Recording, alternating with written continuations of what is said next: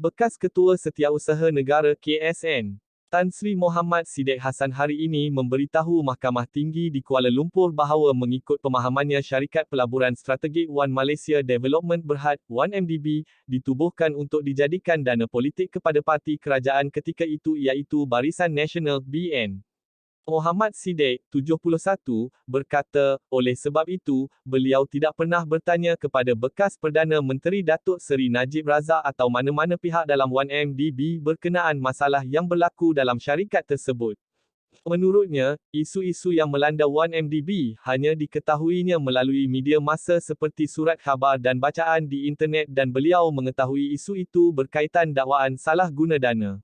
Saya juga tahu bahawa adanya penyiasatan oleh agensi tempatan seperti Suruhanjaya Pencegahan Rasuah Malaysia, SPRM, ke atas 1MDB melalui pembacaan saya di surat khabar tempatan, namun saya tidak pernah diberi taklimat atau diberitahu secara lanjut apakah butiran penyiasatan ke atas 1MDB. Saya sahkan Datuk Seri Najib selaku Perdana Menteri, ketika itu, tidak pernah memberitahu saya berkenaan isu-isu yang berlaku dalam 1MDB, walaupun saya dilantik menjadi seorang daripada ahli lembaga penasihat 1MDB. Saya juga tidak pernah bertanya Datuk Seri Najib kenapa tiada sebarang mesyuarat ahli lembaga penasihat 1MDB diadakan sepanjang tempoh saya menjawat jawatan itu dan tiada mana-mana wakil 1MDB melaporkan kepada saya tentang operasi dan pelaburan yang dibuat oleh pihak syarikat tersebut, katanya. Beliau berkata demikian ketika membacakan pernyataan saksinya pada pemeriksaan utama oleh Timbalan Pendakwa Raya Muhammad Mustafa P. Kunyalam dalam perbicaraan kes rasuah dan pengubahan wang haram dana 2.3 bilion ringgit milik 1MDB yang dihadapi bekas Perdana Menteri itu.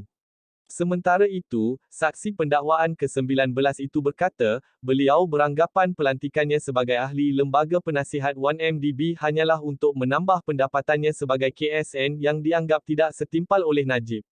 Ketika Datuk Seri Najib menjadi Perdana Menteri, beliau pernah bertanyakan kepada saya tentang gaji yang saya terima selaku KSN dan beliau merasakan gaji saya selaku KSN adalah agak kecil, katanya yang memegang jawatan KSN daripada September 2006 hingga Jun 2012.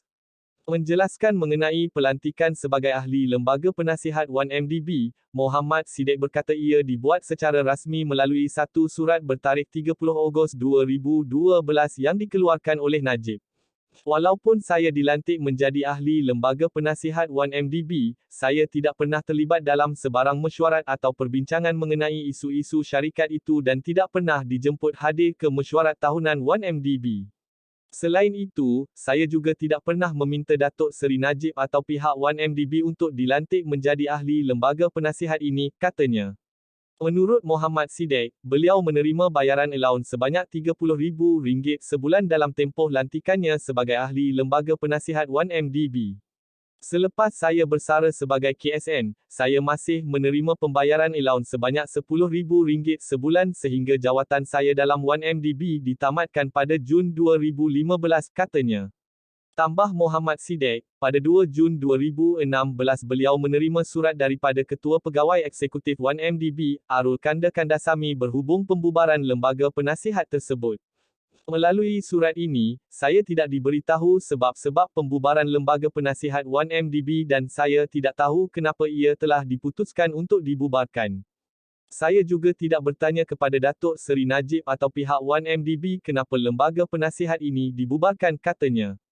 Najib, 68, berdepan 4 pertuduhan iaitu menggunakan kedudukan beliau untuk memperoleh suapan berjumlah 2.3 bilion ringgit dana 1MDB dan 21 pertuduhan pengubahan wang haram membabitkan jumlah yang sama.